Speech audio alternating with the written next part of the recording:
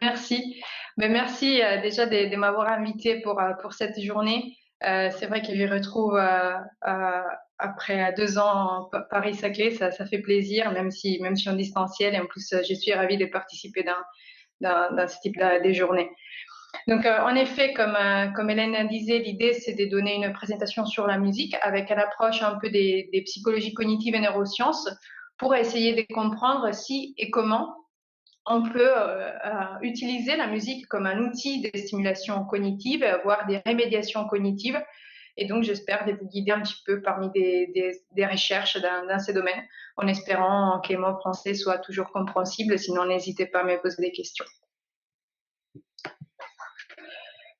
Donc, d'abord, on peut commencer par l'effet que la musique, c'est un universel pour l'être humain, c'est-à-dire que c'est quelque chose, même si on pense à notre vie de tous les jours, qu'on retrouve dans notre vie de tous les jours, on va chercher la musique, on utilise la musique souvent pour notre bien-être, donc on a la sensation au niveau empirique que c'est quelque chose qui peut être particulièrement important pour nous.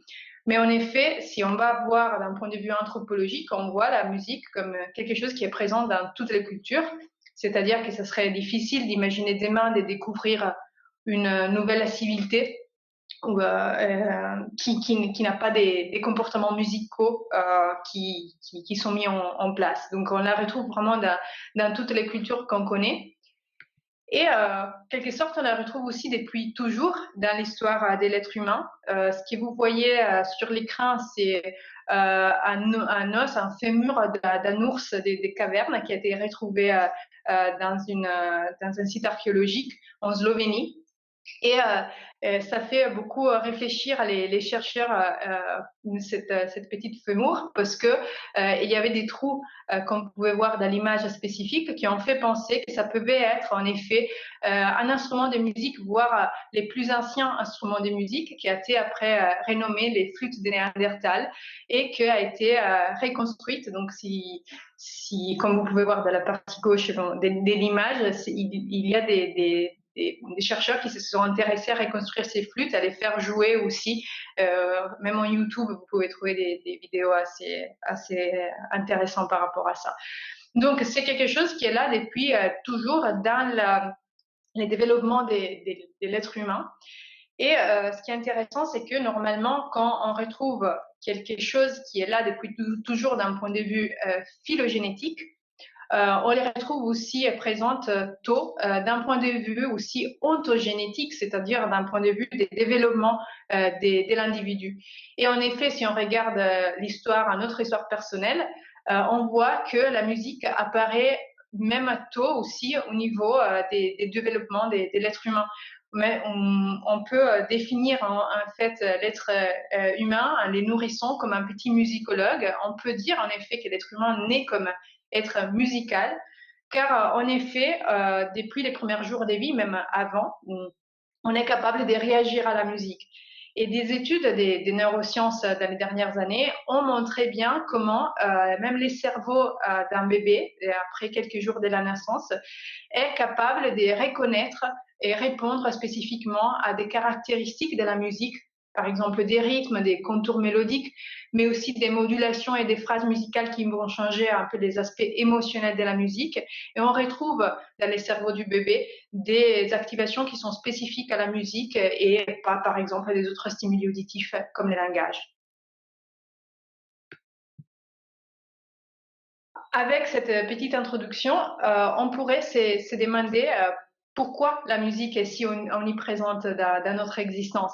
Parce qu'en effet, si on pense à la musique, on ne pense pas forcément à quelque chose qui est directement lié à la survivance, à notre survivance, à la survivance de notre espèce. Donc, on peut se demander pourquoi on retrouve la musique partout et depuis toujours. Et est-ce qu'en effet, on pourrait imaginer que la sélection naturelle même a modifié notre esprit pour les rendre aptes pour la musique, pour pouvoir mettre en place des comportements musicaux et avec quels bénéfices après dans notre organisme et dans notre vie. Par rapport à cette question, on peut avoir différents types de perspectives, on peut être plus ou moins d'accord avec ça. Et par exemple, à la fin des années 90, Steven Pinker, un cognitiviste très connu, a avancé l'hypothèse que la musique était une invention de l'être humain, quelque chose d'important, de beau pour nous, mais pas forcément quelque chose d'inutile d'un point de vue d'évolution biologique. Il appelait la musique en anglais comme l'evolutionary cheesecake, c'est un peu la cerise sur les gâteaux de notre évolution, qui est là, qui nous fait du plaisir, qui est bonne, on aime bien la cheesecake, mais ça a des conséquences importantes, parce que ça veut dire que c'est pas quelque chose de nécessaire, que ça n'a pas une vraie valeur biologique. Qu'est-ce que ça implique, ça? Que si on prend ces types de perspectives, on pourrait imaginer que si on enlève la musique de notre vie, la musique pourrait disparaître de notre espèce et ceci n'arriverait pas à changer rien d'important dans le développement de l'humanité. Évidemment, c'est quelque chose de fort comme affirmation et évidemment, ça pourrait avoir des implications très importantes dans notre société quand on pense au rôle de la musique dans notre société. Donc, on peut aussi se demander, surtout si on est des chercheurs intéressés dans la musique et la cognition, si on peut retrouver des hypothèses alternatives à celles-ci. Et en effet, des hypothèses alternatives existent et elles étaient déjà proposées avec Darwin, par exemple. Darwin parlait de la musique comme quelque chose qui a pu aider nos ancêtres qui n'étaient pas insensibles à la musique et aux émotions à trouver des partenaires. Donc, dans la sélection des partenaires, ils retrouvaient avec la musique la possibilité de communiquer et de se charmer. Je n'ai pas le mot en français en ces moments, mais de se séduire, voilà, l'un l'autre, à travers des notes musicales ou des rythmes. Et ça, c'est important parce que déjà, ça dit que la musique, ça pourrait avoir une valeur d'un point de vue de l'évolution, d'un point de vue biologique, mais aussi ça suggère que la musique est un proto-langage, c'est-à-dire qu'il y a quelque chose qui existe même avant les langages, même avant notre capacité en tant qu'être humain de communiquer l'un l'autre avec les langages. Et donc voilà, elle pourrait avoir un avantage adaptatif. Ça, c'est une perspective, ce n'est pas la seule, parce que, par exemple, ça n'explique pas si c'était important seulement pour retrouver un partenaire et communiquer notre amour à l'autre personne. Ça n'expliquerait pas pourquoi on la retrouve même avant la puberté, par exemple, quand on est tout petit, depuis les premiers jours de vie, comme on vient de voir. Et en effet, une autre hypothèse possible, c'est que la musique, même d'un point de vue adaptatif, soit extrêmement important pour la prise en charge émotionnelle du bébé. C'est-à-dire que les nourrissons, notamment dans l'espèce humaine née immature, d'un point de vue cognitif, d'un point de vue émotionnel aussi, et la prise en charge émotionnelle est quelque chose d'extrêmement important. La musique, dans ces cas-là, pourrait aider cette prise en charge émotionnelle, car on sait par différentes études que la musique a une capacité très forte de calmer ou activer les nourrissons via les chants, via la mélodie, via les différentes manières, la manière de parler des parents, même dans une phase pré-linguistique. Et donc, encore une fois, c'est quelque chose qui vient avant les langages et qui aide l'être humain à communiquer et dans ces cas-là, à être pris en charge d'un point de vue surtout émotionnel. Une autre hypothèse qu'on peut considérer, si on se demande quelle est l'utilité adaptative de la musique, c'est que, en effet, la musique est un moyen très fort pour transmettre l'information sur nos états émotionnels quand on est avec des autres personnes. Et en effet, la musique a la capacité très forte de rassembler, d'accorder beaucoup des individus. Et en faisant celle-ci, ça peut aider la cohésion entre groupes, qui peut résulter quelque chose d'extrêmement crucial lors de l'évolution d'une espèce, notamment de l'espèce humaine. Et pour imaginer cette application, cette théorie appliquée, ça suffit d'imaginer un petit peu ce qui malheureusement ne se passe pas beaucoup dernièrement, mais c'est un petit peu ce qui se passe au concert, quand on se sent extrêmement connecté avec les autres et on se sent en cohésion avec les mêmes types de comportements, voire physiques, moteurs aussi, et qui nous accorde tous et qui nous met tous dans les mêmes états émotionnels. Donc, ça existe évidemment des perspectives évolutionnistes, adaptationnistes, on peut dire, qui vont en contraste avec ceux que Pinker avait proposés à la fin des années 90.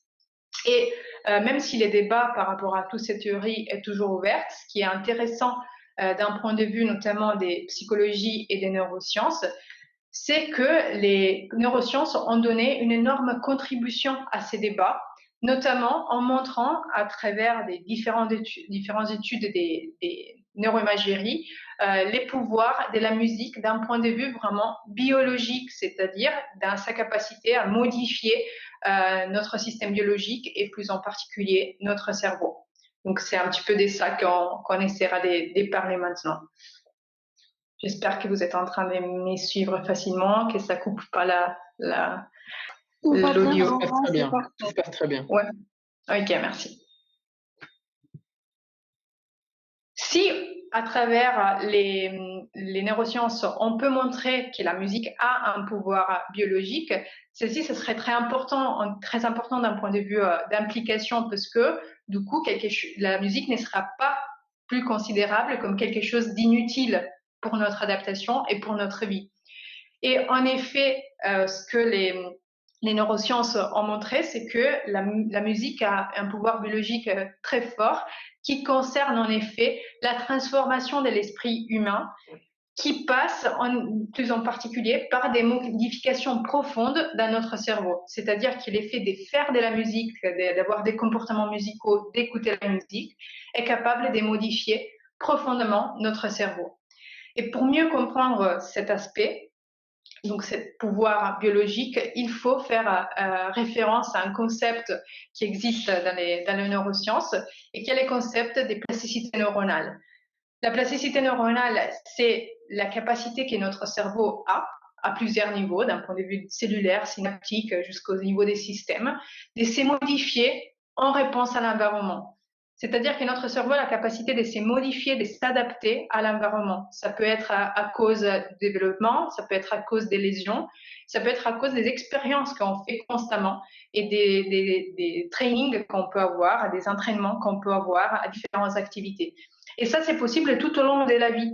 Avant, on pensait que c'était possible seulement quand on était tout petit, mais là, on sait qu'on peut avoir des signes de plasticité cérébrale jusqu'à la fin de notre vie. Donc ça c'est très important parce que parmi les différentes activités qui amènent notre cerveau à se modifier, à être particulièrement disposé à s'adapter à l'environnement, il y a bien la pratique musicale. On sait que faire de la musique s'associe à des phénomènes dits de plasticité, qui s'associent donc à des modifications de notre cerveau, d'un point de vue structurel, donc des structures de notre cerveau, mais aussi d'un point de vue fonctionnel, donc d'un point de vue des fonctionnalités, des fonctionnements de notre cerveau. Juste pour vous donner quelques exemples, on sait par exemple que depuis déjà les années 90, on peut retrouver des signes de plasticité cérébrale dans les cortex moteurs chez des musiciens qui sont des violinistes. C'est-à-dire qu'on retrouve que les cortex moteurs, donc la partie de notre cerveau qui contrôle les mouvements droite, est plus plastique, plus actif chez les violinistes par rapport à des non-musiciens. Pourquoi les cortex moteurs? Parce qu'on peut l'imaginer directement impliqué dans la pratique musicale. Pourquoi les droites? Parce que c'est les droites qui contrôlent la partie, la main gauche qui a des mouvements plus fins et plus développés chez les violinistes. Les mêmes types d'expériences chez les pianistes, par exemple, montraient des signes de plasticité au niveau bilatéral. Mais ce qui est intéressant quand on regarde ces types d'études des plasticités neuronales, c'est que on a pu montrer que la plasticité neuronale peut être mise en évidence, pas seulement dans des régions qui sont directement impliquées dans la pratique de l'instrument, mais aussi dans des régions cérébrales ou dans des structures cérébrales qui ne sont pas directement impliquées, par exemple, dans la pratique motrice de l'instrument. C'est par exemple ce qui a été montré au sein du fascio arqué, qui semble être plus développé tout au long de la vie chez les musiciens par rapport aux non-musiciens. Mais les fasciaux arqués n'est pas directement impliqué dans la pratique musicale. On sait par exemple que les fasciaux arqués est très important pour tout ce qui concerne nos capacités linguistiques. Et donc ça commence à suggérer quelque chose d'important, parce que si la musique est capable d'aller modifier des structures qui ne sont pas directement impliquées dans la pratique musicale, alors ça peut vouloir dire qu'on peut commencer à penser d'utiliser la musique pour stimuler des fonctions qui sont des fonctions non musicales. Donc, plus en général, on a vu juste quelques exemples qui concernent les musiciens, mais qu'est-ce qu'on peut dire par rapport au processus cognitif et les régions cérébrales qui sont impliquées lorsqu'on fait de la musique, mais aussi lorsqu'on écoute de la musique, même si on n'est pas des musiciens. En gros, qu'est-ce qui se passe dans notre cerveau quand on met un casque et on commence à écouter notre musique préférée, par exemple? On sait, et c'est difficile de les résumer en 20 minutes, mais on sait, et je pense que vous imaginez aussi, que d'un point de vue euh, psychologique, la musique constitue un phénomène très complexe. Écouter de la musique, faire de la musique, va engager toute une série de processus qui regardent notre perception, qui regardent nos processus moteurs et des processus cognitifs. Ce que veut dire d'un point de vue des perspectives des neurosciences, que tous ces processus différents sont associés aussi à toute une variété des régions cérébrales. Donc, l'effet d'étudier la musique, ça permet pas seulement de comprendre ce phénomène complexe qui fait partie de notre vie, mais ça permet en fait d'avoir une fenêtre, un outil pour aller mieux étudier et mieux comprendre les processus de notre cerveau. Et surtout, encore plus important pour nous aujourd'hui, vu que la plupart des substrats neuronaux qui sont impliqués dans la pratique ou dans l'écoute de la musique sont aussi impliqués dans des capacités qui sont des autres capacités non musicales, alors on pourrait imaginer, comme je disais tout à l'heure, d'utiliser la musique pour aller à stimuler les cerveaux et du coup aussi améliorer, stimuler, remédier ces autres capacités non musicales. On pourrait parler pour des heures, mais je pense que ça pourrait vous ennuyer un petit peu plus. Mais je vais essayer dans les prochaines 10 minutes de vous porter quelques exemples par rapport à cette capacité de la musique de nous stimuler et donc remédier aussi des capacités cognitives. Et on a oui. Plus 8 minutes plutôt que 10, malheureusement. Ok, ça marche, mais je vais un peu plus vite alors. Donc, je vais donner quelques exemples qui concernent par exemple les mouvements, les langages, la mémoire ou les émotions. Je vais passer vite sur plusieurs expériences, mais n'hésitez pas après dans les questions à demander des renseignements si ça vous intéresse. Pourquoi les mouvements? Car on sait que si on écoute un morceau de musique, peut-être la première chose qu'on a tendance à faire, c'est essayer de garder les tons et les rythmes avec notre doigt, nos pieds, etc. Et on sait, comme on a vu avec les musiciens, que ça va impliquer l'activité de notre cortex moteur pour répondre à la musique, pour produire à la musique, car on a la capacité, avec notre cerveau, entraîner, synchroniser nos oscillations cérébrales avec les oscillations externes de la musique. Et ça peut être très important en termes de rémédiation, car par exemple, on sait que si on fait une thérapie basée sur les supports musicaux avec dans la réhabilitation motrice des patients post-AVC, ça peut amener à améliorer leur réhabilitation, à améliorer la réorganisation de leur cortex moteur. Ou encore, on sait que utiliser des stimuli rythmiques, une stimulation rythmique chez les patients Parkinson peut aider à améliorer la marche chez ces patients qui notamment ont des soucis dans la marche. On a parlé tout à l'heure des aires du langage. La musique est un langage universel, en quelque sorte, on peut dire. Et en effet, on retrouve dans notre cerveau des mêmes régions qui sont impliquées dans la production de la musique et dans la perception de la musique, qui sont aussi impliquées dans la perception et dans les traitements du langage, comme par exemple l'aire des Broca.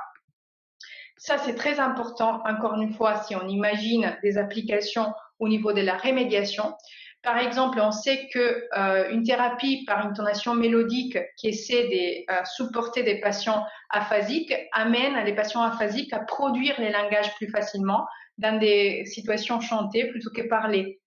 Ou encore, une application très importante qu'on peut avoir dans ce domaine-là, concerne la stimulation rythmique qui semble être particulièrement d'aide pour développer des capacités langagères, voire phonétiques, chez des enfants qui ont des soucis dans les langages, comme les enfants dyslexiques. Si vous êtes en train d'écouter votre chanson préférée dans vos écouteurs, peut-être que la première chose après à penser au mouvement et à bouger en réponse à la musique, c'est les souvenirs que cette musique est capable de vous porter à l'esprit. Et en effet, on sait que quand on écoute la musique, on va activer des régions dans notre cerveau comme l'hippocampe qui nous permet de reconnaître une chanson, mais aussi de rappeler toutes les informations contextuelles à cette chanson, où je l'ai écoutée, avec qui j'étais, qu'est-ce que j'ai ressenti, etc. Et peut-être ça, c'est plus connu que d'autres types d'applications, mais ça peut être très important et très intéressant lors de l'application avec des patients Alzheimer, par exemple, donc qui ont des déficits importants des mémoires. On sait qu'une information chantée peut aider les patients Alzheimer à rappeler une information.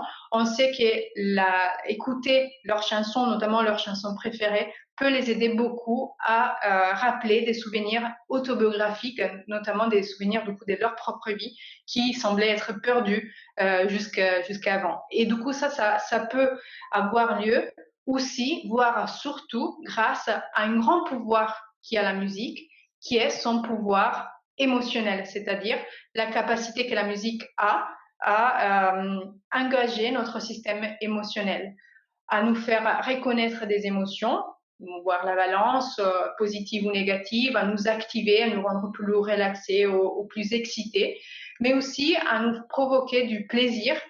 Et ça, c'est dû, on le sait, grâce à la libération des dopamines de notre cerveau, qui est les neurotransmetteurs, qui est capable de réguler nos sensations de plaisir et des motivations, et donc qui nous amène à chercher la musique dans notre vie.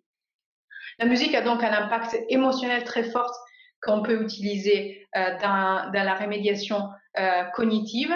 Et on sait par exemple que des interventions musicales, par exemple auprès des patients avec démence, arrivent à améliorer significativement leur humeur et à diminuer aussi à long terme leur apathie.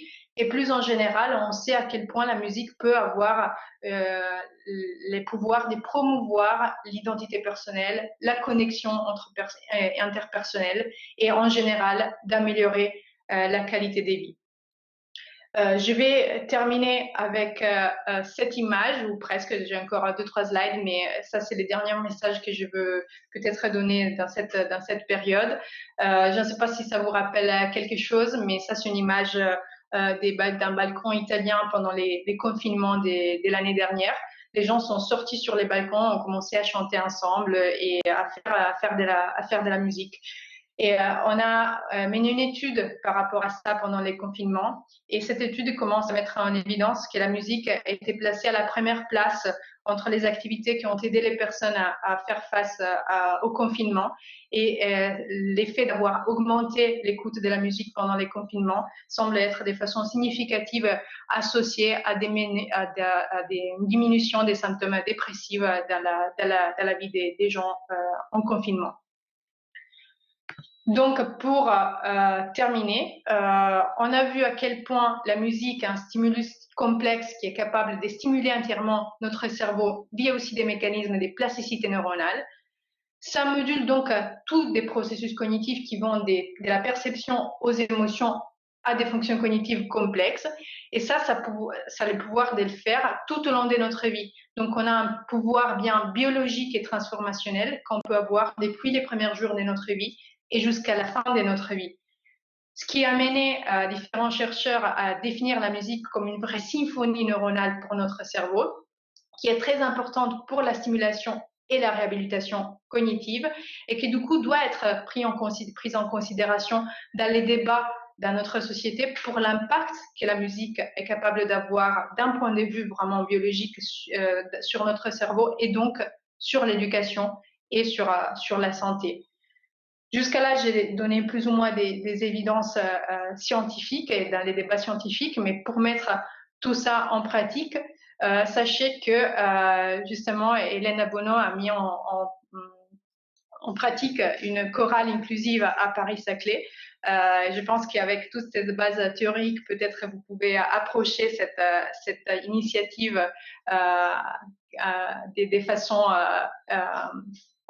supportée par des évidences scientifiques. Donc, je vous invite à prendre contact avec elle si ça vous intéresse.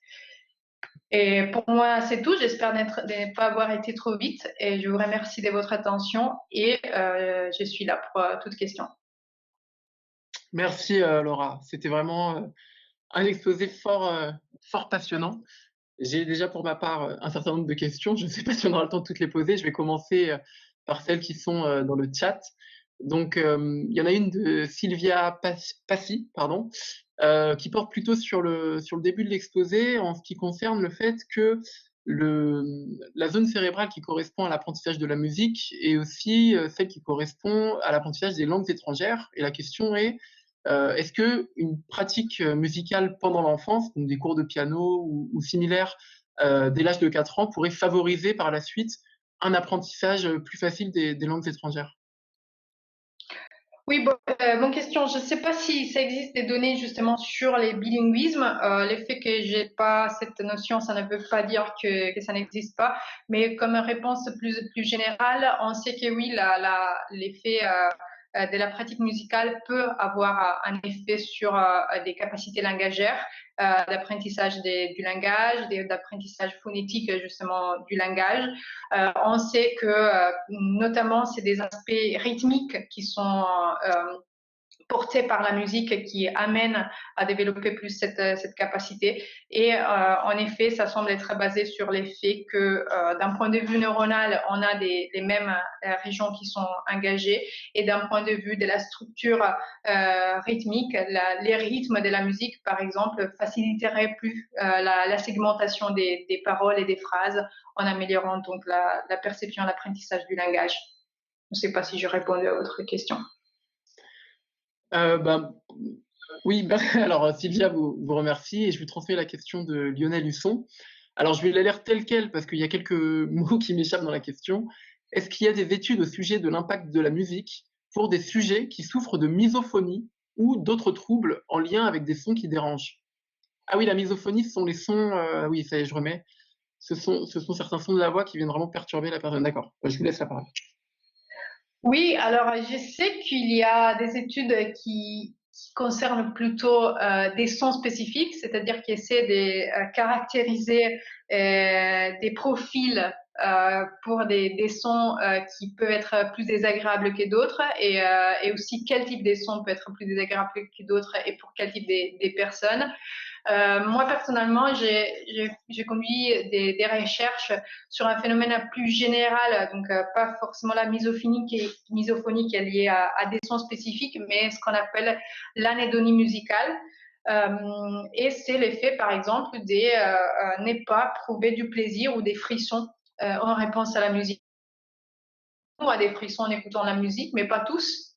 Et il y a des personnes dans la population générale qui n'ont pas cette capacité, on va dire, donc qui n'éprouvent pas du plaisir en écoutant la musique.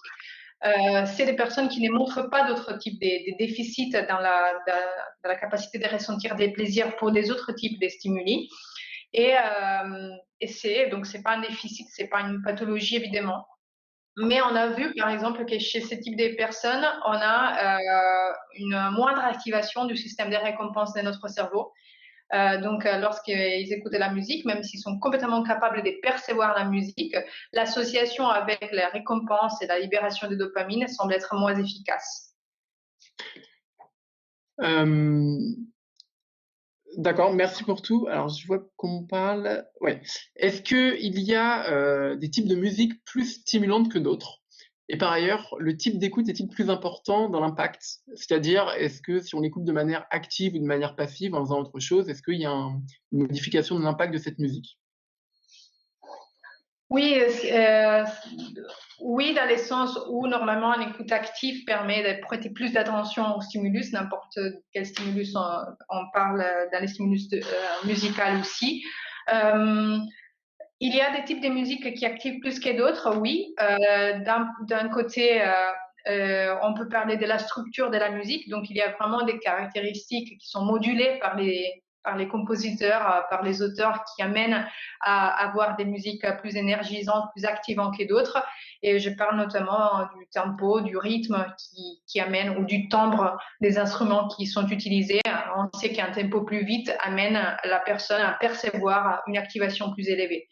Après, tout dépend. Il y a donc la partie structure de la musique, et on sait que ça peut vraiment influencer l'activation. Et après, il y a aussi les types de musique par rapport à la personne. Donc on sait, et ça c'est des cas par exemple des interventions auprès des patients Alzheimer, si on présente de la musique qui est de la musique familière, qui est de la musique qui a du sens pour eux dans leur vie, qui est une musique plaisante, évidemment ça, l'activation, on ne parle pas simplement d'activation physiologique, mais on parle aussi d'une activation qui est liée à des autres processus, par exemple des processus des mémoires qui amènent à contraster par exemple l'apathie. D'accord, c'est entendu, merci beaucoup. Bon, il y avait quelques autres questions et personnellement, j'en avais aussi. Malheureusement, on va devoir passer, à la table ronde. Est-ce que vous serez, présente sur le Gathertown tout à l'heure? Peut-être qu'on pourrait, continuer à échanger avec les autres, participants sur ce sujet si jamais vous avez le temps. Ok, et je laisse aussi, ben, vous avez peut-être affiché tous mon mail. Si vous avez des questions, n'hésitez pas à me contacter aussi par mail. Je serai contente de vous répondre. Ça marche. Merci pour tout, Laura. Merci à Si vous vous. le souhaitez, vous pouvez mettre le mail directement dans le chat, Ça ou marche. les personnes intéressées pourront vous contacter directement. Merci pour tout.